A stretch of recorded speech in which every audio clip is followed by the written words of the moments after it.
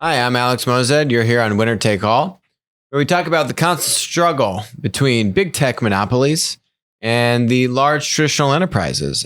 And just trying to figure out where all this stuff is going to end up settling up.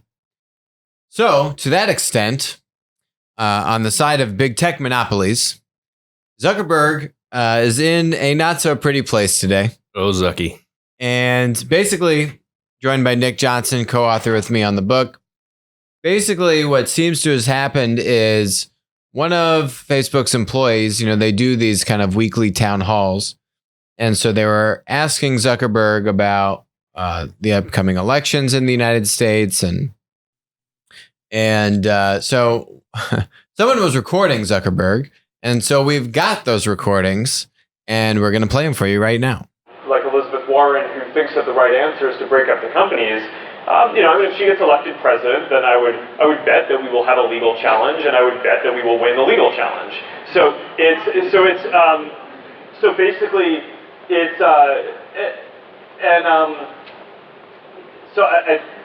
that still suck for us? Yeah. I don't have to, have a major lawsuit against our own government. That's not like the position that you want to be in when you're, it's like we care about our country and want to work with our government to do good things. And but look, at the end of the day, if someone's going to try to threaten something that existential, you go to the mat and you fight. Okay, so there's two more. You can kind of picture Zuckerberg doing that, right? With that stutter. He's probably stuttering for about 15 seconds in a 40-second clip. So here's the next one. It's just that breaking up these companies, whether it's Facebook or Google or Amazon, is not actually going to solve the issues. And, it doesn't make election interference less likely. It makes it more likely because now the companies can't coordinate and work together. All right, last one. That's why Twitter can't do as good of a job as we can. They face qualitatively the same types of issues, but they're, they can't put in the investment. Our investment on safety is bigger than the whole revenue of their company. They literally cannot do it. So the interesting thing with all of this is, generally, I would agree with Mark. I don't think Elizabeth Warren is really understanding how to solve the problem that she's identifying, right? And that if you break up Facebook and if you break up these big tech monopolies, is that actually going to solve the problem that she has around privacy, namely being, the predominant issue she's identified. We've spoken about how you really need to focus on the producer and the suppliers or content creators on a Facebook or on a Google or the sellers on an Amazon. And those people are in jeopardy. But still, in either scenario, breaking up these companies doesn't actually solve the problem. I would probably have different examples to support that thesis than what Zuckerberg is talking about. Maybe some of it I would agree with here in terms of what he's saying, just the scale of what they're due, and then, a subtle knock here on Twitter. But what do you make of this, Nick? It's not a good look to be caught recording on a secret meeting. I think that's part of the scandal is just that, Zuckerberg got caught. Right, and we got his audio. Recording. Right, which is unusual. Right. I imagine the folks at the Facebook executive team are very unhappy about this, regardless of what's said, because it doesn't look good for them. I think in terms of what he said, I think he's probably right in that if Warren is elected and this antitrust stuff moves forward, Facebook might have to deal with some legal ramifications. I don't think he wanted to be caught on tape saying that, given that this is a potential outcome and that could be used against him. Yeah.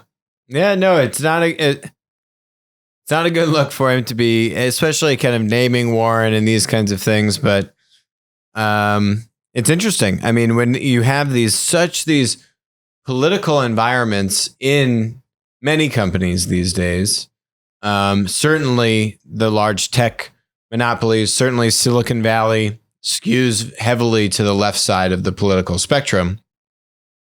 The interesting thing with this is, if this kind of information is being leaked, clearly whoever was recording this, I would imagine, I don't know, didn't necessarily like what Zuckerberg had to say. You're not going to go and leak the founder and CEO of your company if you're trying to support him and don't want to make the company get into hot water. Not necessarily the biggest team player move to do. But what's interesting is just, again, when we speak to the power that mid-level management has in these large tech monopolies, to make decisions about do I kick this producer off the platform? Do I penalize this person? Do I shadow ban their content? There aren't any real guardrails other than the ones they've implemented themselves when they felt they've had to. Self-policing. Right. The self-policing, as we've seen in many other industries, doesn't usually work very well. Especially in a highly emotional environment when it comes to politics, right? People just get very emotional. And I think it doesn't matter what side of the coin you're on. When emotional decisions are made, and when you have thousands of people making decisions that could affect the livelihood of content creators in Facebook's example, this is where you want an outside, separate, independent arbiter who can take on cases that there might be a gray line, or there might be differing opinions here. And right now, there's only Facebook who can make that call, and possibly only that one manager is the decision maker, and you can never talk to the manager on the phone. It's all just through email if the manager decides to talk to you, and that just can't how these kind of either regulatory decisions that Facebook is taking on creators. That's how it all works. It's effectively a shadow government on content with a kind of Kafka-esque bureaucracy behind it that no one really understands, and there's no transparency around how it works. And the application of those rules is typically very inconsistent. Yep. I mean, a lot of the folks that are doing this are basically actually implementing Facebook's moderation and content moderation policies, tend to be like relatively low paid. Yep. Low paid, contracted out, and contracted out. Farms, yeah, to like Infosys. That do this, right? That do this as a business, and they aren't necessarily particularly focused on the quality of Facebook's network. It's here's my guidelines, and if you fall in this box, this is how you get treated. Yep. Whether or not that in reality makes a lot of sense. Exactly. So, we'll see where the rest of this stuff nets out. But I don't know. Maybe now the unfortunate thing is maybe Zuckerberg is now a little less forthcoming, or does less of these kinds of internal Q&A sessions, which is unfortunate. So. Moving on to Amazon. We spoke about Amazon Go in the first half of August, and I have a couple clips here that I'm going to play of what we discussed back then.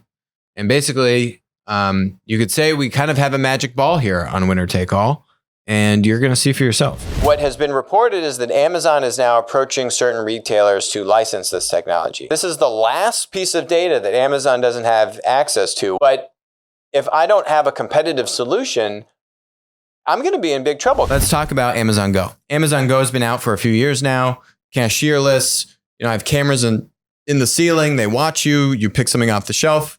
Boom, it knows that you just picked this thing off the shelf. Amazon Go, I think, is a groundbreaking transformational technology for the retail industry as we know it. A couple of reasons why. Lossage.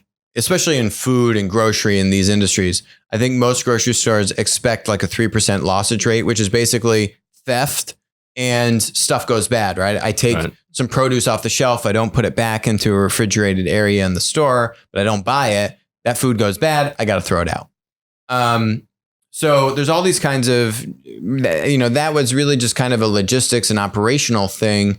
There's obviously some produce that just doesn't get bought, and then that goes bad. That's kind of the overview about Amazon Go. There's two other clips here. There's other cost benefits that we talk about with lossage later on in that video, but I'm going to skip past that.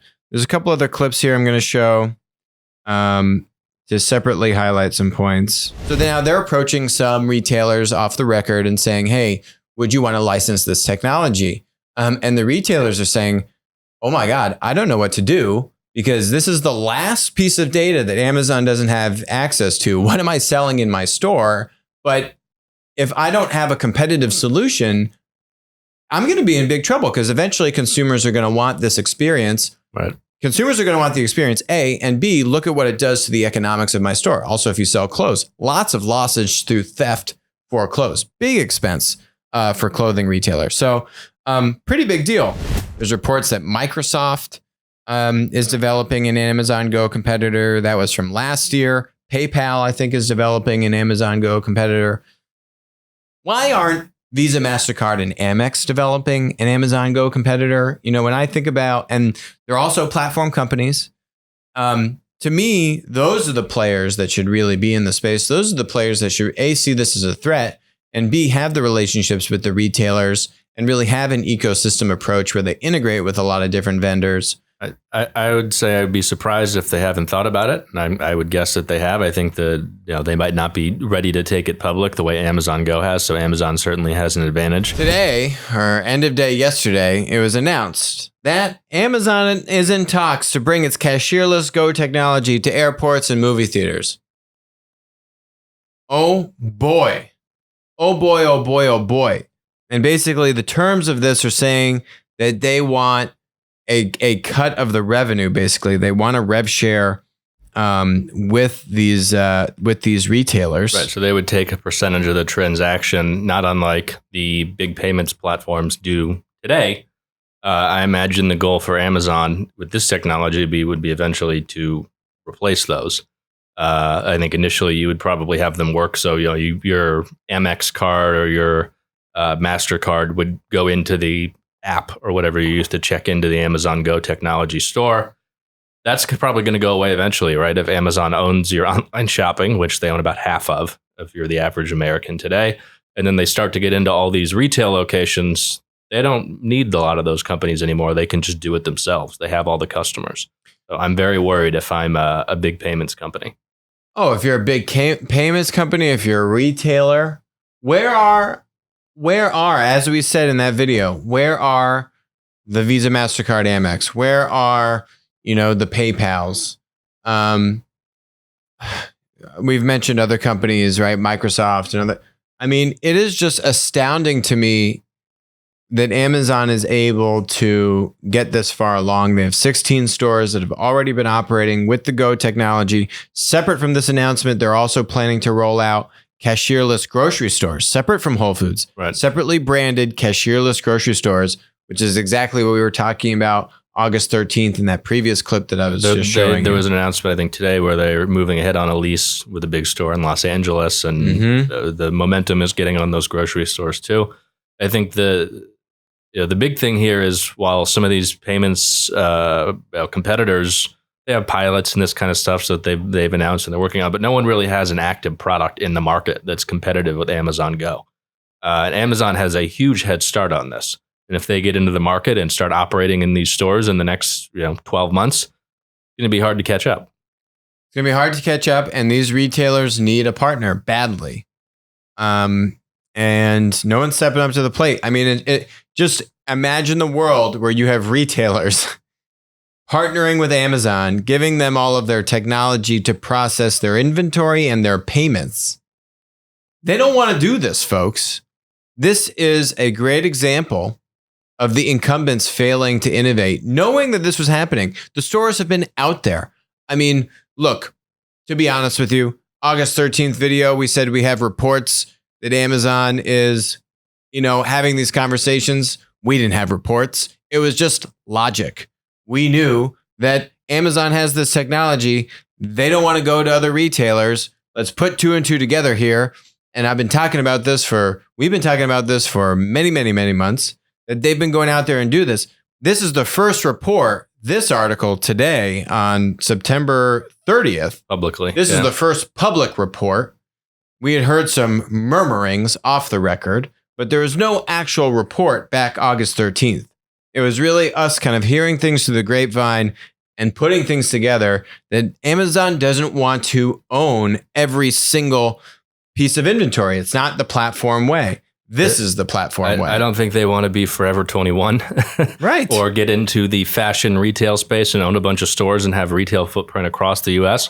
They want the data and they want the payments and transaction, and they're going to get it with Amazon Go. And this is the approach that makes so much sense.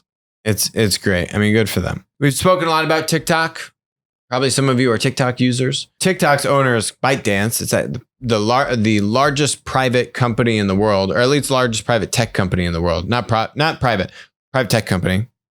I'm sure like Aramco, the Saudi oil company, is bigger. They had over $7 billion in revenue. Right. And this is this is a content app. So that's not GMV. They're not conflating product GMV purchases. This is advertising revenue, which is an astounding number for the first half of the year. So this is 2 quarters, but it's still a very meaningful size of money coming from not just TikTok, but ByteDance owns other apps in China as well. And this is a pretty major deal. What do you make of this, Nick? We've seen content platforms like a Twitter or a Snapchat go public with much less revenue than this. Mm-hmm. So if I'm ByteDance, if I'm making $10+ billion a year already in revenue, obviously that's not profit, and they may not yet be profitable. I've clearly proven that there's a business model here, and I can make money, and I can continue to scale. Look at this. All of 2018. They generated $7.2 billion in revenue. Right, so they've First effectively half doubled. Of 2019, right? They're at $7 billion. I mean, this is pretty astounding. They estimate that they're going to have probably around $8 or $9 billion in the second half of 2019.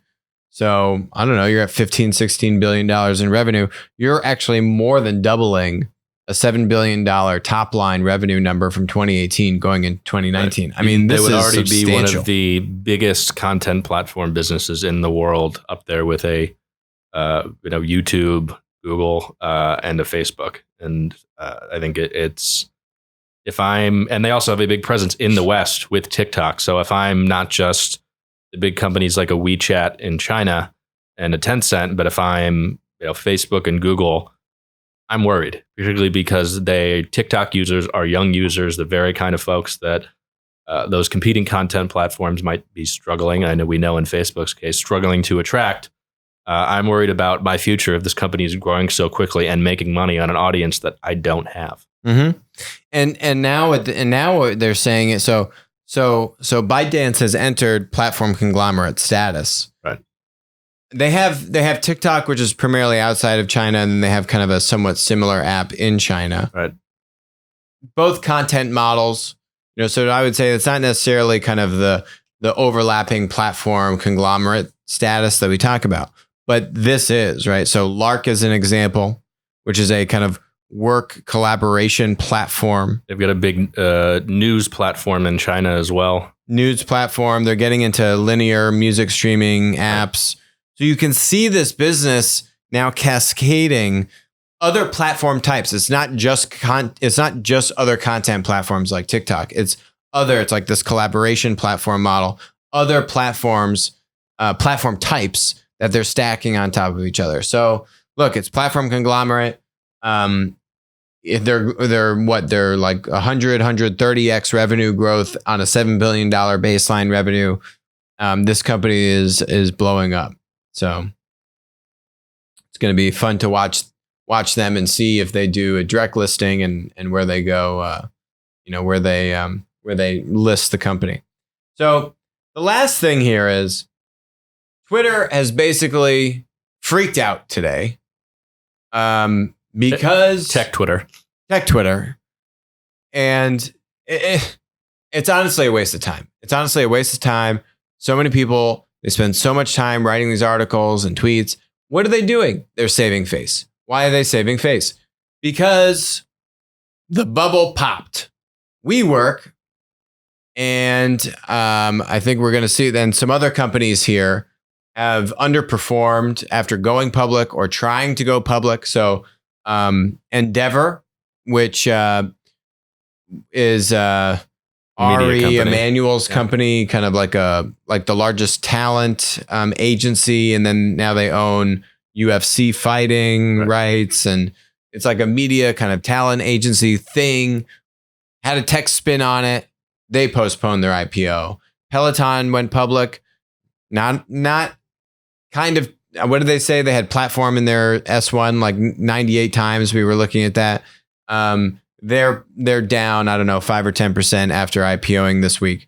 So basically, Silicon Valley has some pie on their face, and they're kind of scratching their heads and being like, man, we got to get out in front of this. Like, oh, WeWork branded itself as a tech company, and WeWork has lost 80+% of its value in a matter of a few weeks. Well, it didn't just brand itself as a tech company. We put money behind it. We being Silicon Valley as a tech company at massive scale. So let's look at who the we is in the WeWork or the We company, and those investors are, you can see here, right? SoftBank, we spoke about, we don't think it was a good deal. Now, here's the thing that I'm not privy to. SoftBank has provisions and some get out of jail free cards, I'm sure, in the investment and the money that they put in. I don't know if those clawbacks and the kind of anti-dilution provisions are basically cramming down the other investors in the event of, the valuation taking a serious haircut. I don't know how much protection. I don't think it's going to be able to give them enough protection to shield against an 80+% drop in valuation. So I feel like SoftBank's not very happy. China Oceanwide's not very happy. Owning Capital, Greenland, Hong Kong Holdings Limited, Legend Holdings, Honey Capital again, Shanghai Jinjiang International Hotels, T. Rowe Price, Gladebrook Capital Partners, Fidelity, JP Morgan Chase. I'd put all of them at risk of being underwater or maybe worst case scenario, they'll say they're like break even or something. They can get their money out at some unknown point in the future. All of those investors, I would say, at risk. Now, before that, it's Series D. It's a long, long time ago. You can see Harvard, T. Rowe, Benchmark, JP Morgan. Well, so some of those later investors were earlier investors. And so then I think net, they're probably still up on their investments. Benchmark is fine. They're in the money. But still, Benchmark is known to be a hallowed VC that only really invests in legitimate, very platformy type companies. Like the large majority of Benchmark's portfolio, or the way they've made a predominant amount of their money, is from platform businesses that have blown up. And they're very good at this. Bill Gurley being probably one of the most notable investors there, who is a billionaire off of making really good network effect driven investments. Now, it wasn't Bill Gurley from Benchmark. It was Bruce Dunleavy from Benchmark, who was the partner on their side overseeing this investment. But anyway, the fact that the name is attached to this thing that's blown up and everyone's ganging up on, called We Company, has now elicited all of this kind of, I don't know, these epiphanies about what does it mean to actually be a tech company, and let's go define this and all this kind of stuff. So I'm going to share a couple tweets that I thought were interesting. So this is from Benedict Evans. I like Benedict a lot. He's from Andreessen. So he goes, tech companies are not valued differently. Companies with high growth and high and defensible margins get valued differently. These are not necessarily the same thing, but sometimes people take one for the other. I agree with this. And I actually wish we'd kind of integrated this into some of the conversation we had about tech company and Uber, quote unquote, not being a tech company, which is false. And we talk about this a lot in the book, which is that it's really the confluence of people, data, and technology, and the three things of these coming together as to why the platform business model is so dominant today. However, the platform business model has existed for 2,000+ years. You don't need technology to be a platform. If you think about a bazaar in ancient Rome connecting buyers and sellers. So the business model can still exist. Even some of the older platform stocks that are in Plat, like Copart. If you look at Copart, it kind of does stuff with technology. They're basically like an auction house for trucks and heavy equipment. And a lot of that has been done very physically. If you just think about how heavy used trucks and heavy equipment is, you're not necessarily going to be buying something in California, shipping it from New York. Kind of takes the whole reason out of it, right? So it's actually been very local. The business has existed without really technology being the key underpinning mechanism for many decades. It's one of the older companies in the ETF. I think the key thing here, when we talk about if you are a tech company or not, is basically saying, what is your business model, A, which is where when we talk about WeWork, when we talk about Netflix, linear businesses, as we were talking about WeWork, it's really a real estate company. When we talk about Netflix, it's really a movie studio. Right. And is technology a factor? Okay, that can be taken into account in terms of your distribution mechanism and these kinds of things. But it's very clear that WeWork is nowhere near the tech company that they were touting themselves to be. That's where we started out with our video back in August, kind of laying waste to the S1. Yeah, I think WeWork was a real estate company through and through. All the important questions for WeWork have pretty much always been real estate questions. They had a lot of these other bets and things that they were playing with, but none of them ever were particularly material. So if I were looking at WeWork's business, and we've been saying this for, I don't know, at least a couple of years, it didn't look like a tech company. If it's one of those things where if you have an asset and you sell an asset worth $1 for 85 cents, you can get a lot of revenue. That's really what it seems like WeWork has been engaging in a lot of, to say nothing of some of their governance issues, which is why, as we come back to a scenario where all of a sudden investors care about unit economics again and business models rather than just growth, which is really all that WeWork had going for it. And the tune starts to change a little bit. Yep. And so here's Bill Gurley's tweet. He wrote, he quotes an article here that he wrote from 2011, which basically talks about how defensible, what are your unit economics? Do you have network effects, growth, all of these variables about can you get that 10x revenue multiple? It's just funny to me. It's ironic to me, right? That a lot of the people who enabled these companies, who call themselves tech companies, incorrectly so, are now the ones on Twitter explaining to everyone why you shouldn't be focused. If the tech companies should be focused on the business model and yada, yada, yada. And here are all the things to look for. If you actually, these are the people that created the exact scenario that we're in, because you look at the multiples that WeWork was getting, but then these are the people that are saying, here are the things you want to look for to see if it deserves the multiples. It doesn't go together, right? They're saying one thing and doing another. So the hypocrisy to me is kind of funny. Yeah, I think definitely that what you're seeing here is a little revisionist history. And we care about these things until we don't. Right. And until the deal is just so sexy and I got to get in it. So Fred Wilson from Union Square Ventures had an interesting That was what Bill Gurley I'm displaying was that responding here. to. Right. His take was basically that part of what you see is the different dynamic between public investing, public markets versus private markets. And a lot of what's happened in private markets is really being driven by irrational FOMO, basically fear of missing out on deals.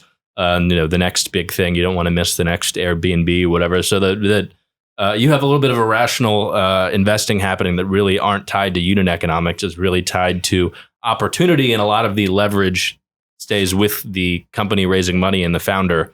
Whereas in public markets, the situation reverses a little bit and investors have a lot more leverage and transparency.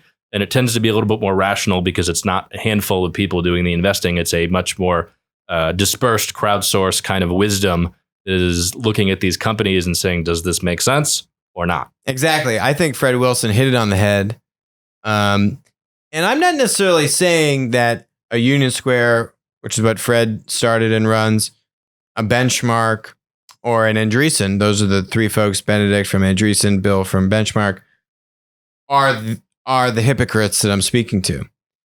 And maybe what Bill and Fred and Benedict and these guys are they throwing subtle shade at these Asian mega investors that came in and blew up WeWork's valuation? I think there's been a lot of dissatisfaction with some of the successful US-based VCs with institutional money and SoftBank type money and sovereign wealth funds that have come in that are potentially a little bit less sophisticated than some of the VC investors, at least in terms of their historical record and returns with these kinds of investments that basically blew up valuations. A lot of VCs have been complaining that valuations are sky high as basically all this money in a very low interest rate environment is now chasing returns in VC because it isn't getting it elsewhere.